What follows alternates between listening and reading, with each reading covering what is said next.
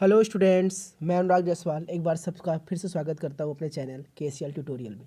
हम लोगों ने लास्ट लेक्चर में आपने देखा था, हमने एंडोक्राइन सिस्टम के पार्ट 1 में बात की थी। अगर आपने वो वीडियो नहीं देखा तो आप प्ले लिस्ट में जाकर देख सकते हैं। मैंने इस पर आपको ये बताया था कि एंडोक्राइन ग्लैंड होते क्या है, एक्सोक्राइन ग्लैंड होते क्या है और उनमें क्या डिफरेंस होता है और एंजाइम और हार्मोन्स क्या होते हैं। मैंने इस पर पूरी डिस्कस किया था। ठीक है, हम पार्ट 2 में आए हैं। हम लोग लेके आए हैं कि अब जितने भी ग्लैंड्स होते हैं उन सभी एंडोक्राइन ग्लैंड के मैंने बताया था सिस्टम, या आप इसको स्क्रीनशॉट लेके सारा नोट्स बना लीजिएगा, क्योंकि मैंने इस बार PDF में आपको पूरी नोट्स अवेलेबल कराई है। तो एंडोक्राइन ग्लैंड क्या होता है, मैंने ऑलरेडी बताया था कि जो डक्टलेस होता है, जो अपने सिक्रीशन को कहाँ पे छोड़ता है, ब्लड में, और कहाँ पहुँचता है, टारगेट साइड में थ्रू द ब्लड। और ये बेसिकली इनको हम लोग क्या बोलते हैं, हार्मोन्स बोलते हैं। और हमने बताया था कि कई डिफरेंट टाइप ग्लैंड्स होते हैं, pituitary gland, thyroid gland, parathyroid gland, adrenal, pancreas, thymus. ये सारे इंपॉर्टेंट ग्लैंड हैं जो आपके सिलेबस में पढ़ना है, जिसमें सबसे ज़्यादा important pituitary gland, thyroid gland और एड्रिनल ग्लैंड। ये 3 ग्लैंड बहुत ज़्यादा इंपॉर्टेंट है, जो हर साल आपके B फॉर्म या D फॉर्म के एग्जाम में जरूर पूछ जाते हैं। ठीक है फ्रेंड्स, स्टार्ट करते हैं। सबसे पहले हम लोग पिट्यूटरी ग्लैंड। तो पिट्यूटरी ग्लैंड आप ये समझिए कि होता कहाँ पे है, उसकी पूरी नोट्स अवेलेबल है, आप स्क्रीनशॉट लेके इसको बना लीजिएगा। हमारा जो स्कल होता है, ठीक है ना, हमारा जो फ्रेंड्स जो हमारा ये स्कल होता है, उस स्कल में एक स्फेनॉइड बोन पाया जाता है। उस स्फेनॉइड बोन में एक डिप्रेशन होता है, जिस डिप्रेशन का नाम होता है सेला टर्सिका। ठीक है, उसमें एक डिप्रेशन होता है जिसका नाम होता है सेला टर्सिका। उस सेला टर्सिका के अंदर एक मटर के दाने के समान स्ट्रक्चर होता है। उस मटर के दाने के समान स्ट्रक्चर में को हम लोग बोलते हैं पिट्यूटरी ग्लैंड। और पिट्यूटरी ग्लैंड जिस चीज़ से लटका होता है उसे इनफंडिबुलम बोलते हैं। ये पूरा स्ट्रक्चर ऑलरेडी आप डिस्कस किया हुआ, बहुत आसान स्ट्रक्चर है। ठीक है, इसकी नोट्स भी आपको अवेलेबल है, आप यहाँ से पूरा इसकी डिटेल लिख सकते हैं। अब पिट्यूटरी ग्लैंड का जो स्ट्रक्चर है उसको 3 पार्ट में डिवाइड किया गया है, एंटीरियर पिट्यूटरी, मीडियन पिट्यूटरी और पोस्टीरियर। आप यूँ समझिए कि मान लीजिए हमारा मटर दाने की तरह पिट्यूटरी ग्लैंड है, इसको 3 भाग में डिवाइड किया गया है। ये वाला हमारा एंटीरियर पिट्यूटरी, बीच वाला मीडियन पिट्यूटरी और लास्ट वाला है पोस्टीरियर पिट्यूटरी। तो एंटीरियर पिट्यूटरी को बोलते हैं एडिनोहाइपोफाइसिस, मीडियन को बोलते हैं मीजोहाइपोफाइसिस और पोस्टीरियर को बोलते हैं न्यूरोहाइपोफाइसिस। ये इसके तीनों पार्ट होते हैं और इन तीनों पार्ट से अलग अलग टाइप के हार्मोन्स निकलते हैं। ठीक है, अब ये देखिए नाम देख लीजिए। एंटीरियर पिट्यूटरी से हार्मोन निकलते हैं कुल 6, growth hormone, prolactin, thyroid stimulating hormone, adrenocorticotrophic hormone ACTH, FSH follicular stimulating hormone, LH luteinizing hormone. Median से निकलता है आपका melanocyte stimulating hormone MSH melanin, और पोस्टीरियर से निकलता है ADH एंटी डायरेटिक हार्मोन, इसी को बोलते हैं वैसोप्रेसिन एंड ऑक्सीटोसिन। अब इन सभी हार्मोन के बारे में हमको थोड़ा थोड़ा सा पढ़ना है कि ये होता क्या है। तो स्टार्ट करते हैं फ्रेंड्स। सबसे पहला हमारा है एंटीरियर पिट्यूटरी का हार्मोन निकलने वाला ग्रोथ हार्मोन की हम बात करेंगे। ग्रोथ हार्मोन को एक और नाम जाना जाता है, इसको सोमेटोस्टैटिन कहते हैं।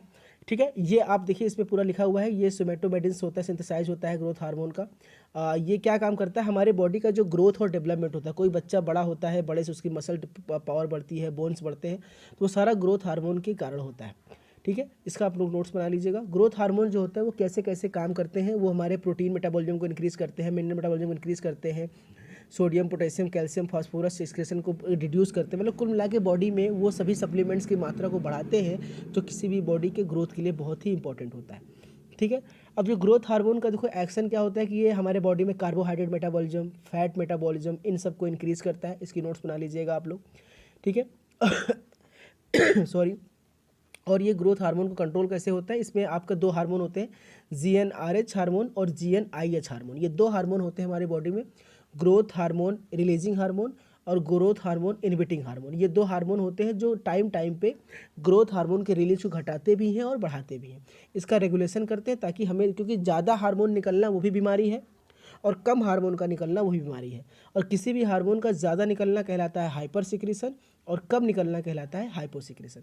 अब हम डिजीज़ के बारे में जानेंगे कि अगर मान लीजिए कि हाइपर सिक्रीशन हो जाए, यानी आपका जो ग्रोथ हार्मोन है वो ज़्यादा निकलने लगे, तो शरीर में एक बीमारी होती है, उसे बोलते हैं जियांटिज़म, जिसे हिंदी में कहा जाता है बहुत बड़ा आकार वाले जो होते हैं उसे क्या बोलते हैं।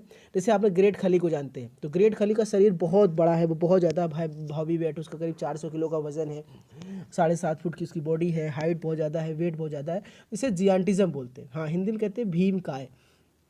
आपके शरीर की बॉडी बहुत बड़ी हो जाएगी, मसल्स बहुत बड़े हो जाएंगे, शरीर एक बहुत ज़्यादा भारी भरकम लगने लगेगा अगर ग्रोथ हार्मोन ज़्यादा निकल गया।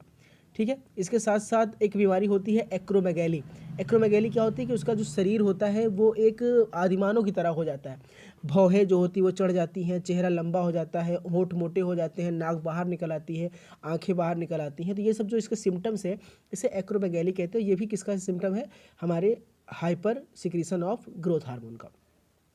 और अगर ये हार्मोन कम निकलने लगे तो उससे क्या बीमारी होगी, उसे बोलते हैं ड्वार्फिज्म। यदि ग्रोथ हार्मोन का हाइपोसिक्रीशन हो जाए या डिफिशियंसी हो जाए तो शरीर का विकास पूरी तरह से नहीं हो पाता, तो हिंदी में कहते हैं ड्वार्फिज्म यानी बौनापन। तो जो बंदा होता है, जो पेशेंट होता है वो बौना हो जाता है, उसकी हाइट क्या होती है, कम हो जाती है, तो इसे हम लोग बोलते हैं ड्वार्फिज्म। ठीक है। अब ये था हमारा पहला हार्मोन ग्रोथ हार्मोन। उसकी तरह थोड़ा थोड़ा सब जानेंगे। जैसे कि हमारा है प्रोलैक्टिन हार्मोन। तो प्रोलैक्टिन हार्मोन क्या करता है, इसका मेन काम होता है कि ये हमारे बॉडी में मेमरी ग्लैंड में मिल्क का फॉर्मेशन करता है। जो प्रोलैक्टिन होता है भाई, जो माँ होती है प्रेगनेंसी के बाद माँ के जो ब्रेस्ट में जो मिल्क का प्रोडक्शन होता है मेमरी ग्लैंड में, वो प्रोलैक्टिन हार्मोन के द्वारा होता है। ठीक है। और एक था हमारा एंटी डायबिटिक हार्मोन एडीएच। क्या करता है, ये हमारी बॉडी में क्या करता है, ब्लड के वॉल्यूम को इंक्रीज़ करता है और क्या करता है, धीरे धीरे ब्लड प्रेशर को भी इंक्रीज़ करता है। ये सब डिफरेंट डिफरेंट है। एडीएच से कौन कौन सी बीमारियां होती हैं, अगर इससे ज़्यादा यूरिन का लॉस होने लगता है, इससे बहुत ज़्यादा प्यास लगती है। डायबिटीज़ इंसिपिटस बोलते हैं इस बीमारी को, जब आपको बहुत ज़्यादा यूरिनेशन हो या पेशाब या बहुत ज़्यादा प्यास लगे, तो ये सब उसकी बीमारियां हैं। ठीक है। और बाकी पॉलीयूरिया भी होता है, यूरिन की मात्रा बहुत ज़्यादा बढ़ जाती है तो उसे पॉलीयूरिया कहते हैं। ये भी बीमारी एडीएच के कारण होती है। ठीक है। ऑक्सीटोसिन का काम क्या होता है, देखिए ऑक्सीटोसिन हमारे पिट्यूटरी के जो पोस्टीरियर पार्ट है वहाँ से रिलीज होता है। इसका काम क्या होता है पिट्यूटरी का, कि ये हमारी बॉडी में जाके ये मिल्क का इजेक्शन बढ़ाता है। देखिए प्रोलैक्टिन मिल्क का सिंथेसिस करता है, जबकि ऑक्सीटोसिन मिल्क का इजेक्शन बढ़ाता है, यानी जो मिल्क बाहर निकल रहा है वो उसकी रेट को बढ़ा देता है। कभी कभी आजकल लोग अनएथिकली जो जानवरों को ऑक्सीटोसिन का इंजेक्शन लगाते हैं, उससे क्या होता है कि उनका जो मिल्क हो इजेक्शन रेट बढ़ जाता है, तो ज़्यादा मिल्क देती हैं वो लोग। ठीक है। ये ऑक्सीटोसिन हो गया। ठीक है। और इसके ऑक्सीडेशन के और क्या क्या काम होते हैं, मेमोरी कॉन्ट्रैक्शन करता है, हेल्प करता है, जब क्योंकि जब बेबी का जन्म होता है डिलीवरी के समय, तो जो लीवर पेन होता है वो पेन भी ऑक्सीटोसिन के कारण ही होता है। तो यूट्रस का रिलैक्स करता है ताकि आप आसानी से बेबी बाहर आ सके, तो ये सब भी काम होता है ऑक्सीटोसिन का। ठीक है। तो थायराइड ग्लैंड हो गया। इससे पहले हम सारे हार्मोन जो बचे हुए उसको भी जान लेते हैं धीरे धीरे करके। जैसे आपको पता है कि मैंने बताया सारे हार्मोन होते हैं, तो उसे ग्रोथ हार्मोन हो गया, प्रोलैक्टिन का काम आपको समझ में आ गया। टीएसएच होता है थायराइड स्टिमुलेटिंग हार्मोन। इसका काम क्या होता है कि जो थायराइड ग्लैंड से थायरॉक्सिन हार्मोन निकलता है उसको कंट्रोल कौन करता है, टीएसएच, कि कब ज़्यादा निकलना है और कब कम निकलना है। इसी तरह है एसीटीएच, एड्रिनोकार्टिकोट्रोपिक हार्मोन। तो जो एड्रिनल कॉर्टेक्स होता है उससे जो भी हार्मोन निकलते हैं उनका कंट्रोल कौन करता है, एसीटीएच करता है।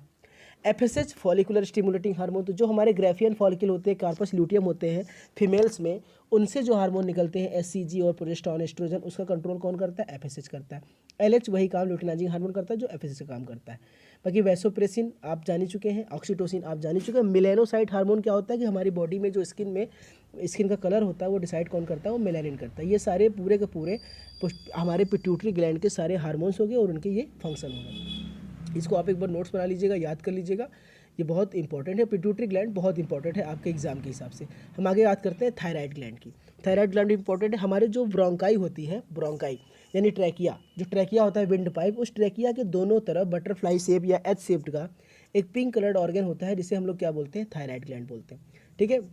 अब इसको थोड़ा सा हम स्टडी करते हैं। तो थायराइड ग्लैंड जो होता है वो हमारे ट्रैकिया के दोनों तरफ पाया जाता है। इसका वेट लगभग 25 ग्राम का होता है और ये बटरफ्लाई या तितली की तरह लगता है इसमें, क्योंकि दोनों लोब्स होते हैं और दोनों लोब्स आपस में जिस सीमेंट के द्वारा जुड़े होते हैं, देखिए दोनों लोग यहाँ पे जिस सीमेंट से जुड़े हैं उसको हम लोग इस्थमस कहते हैं। ठीक है। उसे इस्थमस के नाम से जाना जाता है। इसको आप नोट्स बना लीजिएगा।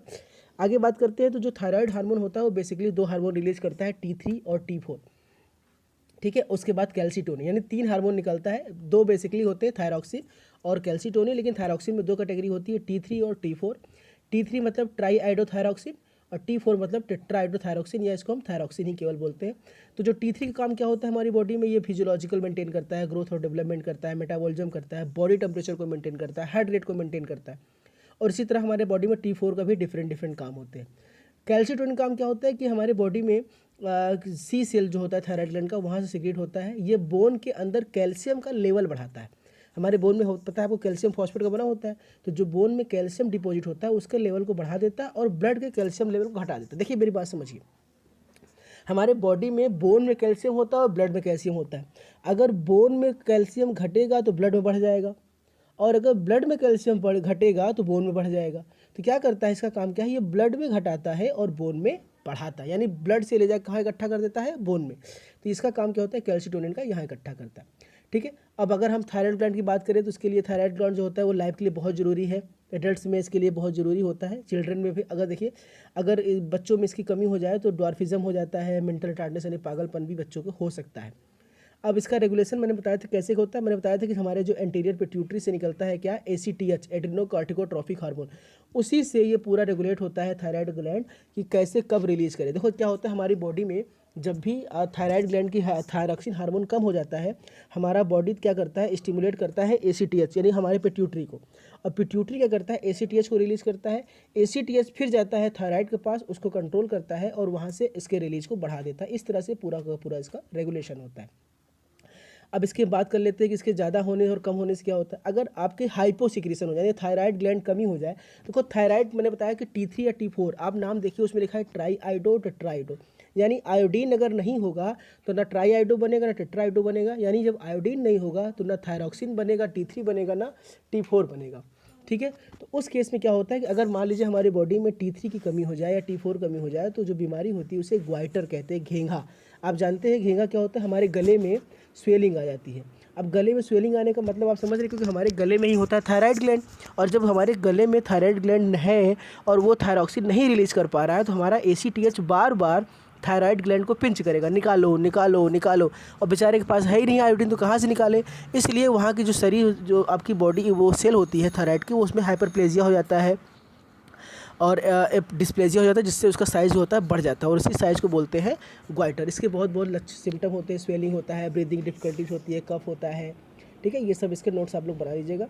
और अगर इसके बाद एक होता है हाइपोथायराइडिज्म, अगर मान लीजिए बॉडी में थायराइड कमी हो जाए तो एक्सोप्थेल्मिक ग्वाइटर होता है, बीमारी का नाम होता है एक्सोप्थेल्मिक। इसमें क्या होता है कि हमारे क्रिस्टल्स आईलिड, जो हमारी आँख है, पलकों के पास क्रिस्टल इकट्ठा हो जाते हैं, आँख थोड़ी सी चढ़ी चढ़ी लगने लगती है। ये सब जो आपको दिख रहा है, लॉस ऑफ स्कैल्प हेयर, टोर्सिस, ड्राई थिकनेस, ये सब इसके सिम्टम्स, इसकी आप नोट्स बना लीजिएगा। ठीक है, उसके बाद अगर हाइपरथायराइडिज्म में एक होती है ग्रेव डिजीज़, ये ग्रेव डिजीज़ भी देख लीजिए, T3 T4 कमी से होती है। इसमें क्या होता है, थायराइड ग्लैंड की जो होती है वो थोड़ा सा लार्ज हो जाता है। ठीक है, इसकी बात हो रही है। अब ये हो गया हमारा सेकंड पार्ट। अब बाकी की जो बचे हुए ग्लैंड हैं, मैं बहुत ही जल्दी आपको थर्ड पार्ट लाके उसकी वीडियो कंप्लीट कर दूंगा। मेरे ख्याल से आपको ग्लैंड समझ में आ गया होगा। सारी नोट्स स्क्रीनशॉट लेके आप बना लीजिएगा, आपको एक्स्ट्रा कुछ भी पढ़ने की ज़रूरत नहीं है, मेरी गारंटी। और एग्ज़ाम में ज़रूर ये ग्लैंड से चैप्टर आता है और ये बहुत ईजी चैप्टर है। अगर आपको अभी भी कोई दिक्कत हो तो आप कमेंट सेक्शन में जाके मुझसे कोई भी क्वेश्चन पूछ सकते हैं। और अगर आपको PDF नोट्स या पूरे फार्मेसी की कोई भी क्वेरी हो तो आप हमारे व्हाट्सएप ग्रुप से जुड़ के, जिसका डिस्क्रिप्शन लिंक में दिया हुआ है, आप जुड़ सकते हैं और हमसे कोई भी क्वेश्चन आप पूछ सकते हैं। ठीक है, थैंक यू, गुड नाइट, खुश रहिए।